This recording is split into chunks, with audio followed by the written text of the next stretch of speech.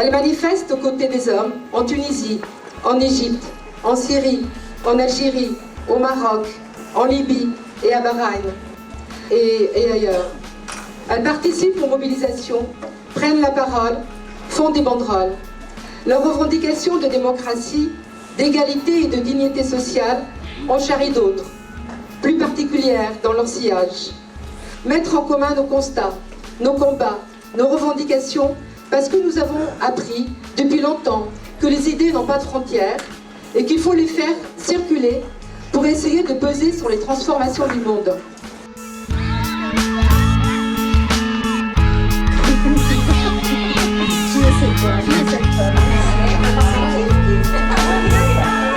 Donc, il y avait deux choix, soit rester en Libye et continuer à écrire des poèmes, des romans, des nouvelles, mais sur les problèmes sociaux, sur l'amour, mais surtout pas sur tout ce qui concerne la politique dans le pays. C'est bon? Un documentaire fait peur à un régime qui a pu rester pendant 40 ans et dominer ce pays, et malgré ça, il avait peur d'un documentaire.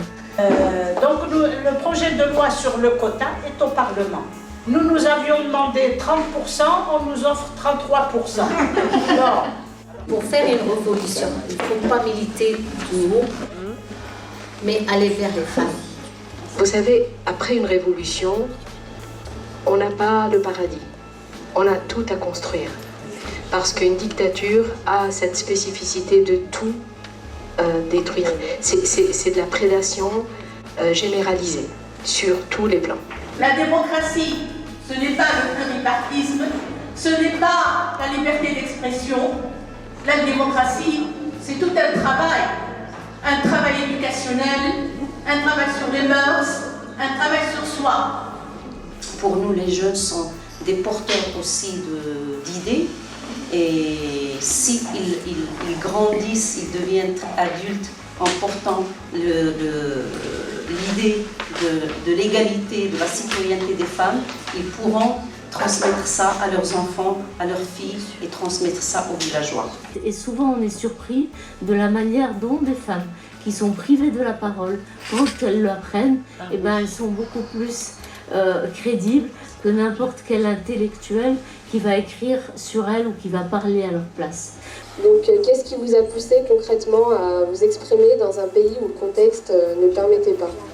Je n'ai pas les mêmes droits que les hommes, et ces hommes qui sont dans mon pays n'ont pas les mêmes droits que les hommes dans les pays démocratiques. Donc je pense que c'est de là que vient mon engagement. C'est une question de dignité, de vie ou de mort, en quelque sorte, de dignité humaine, voilà.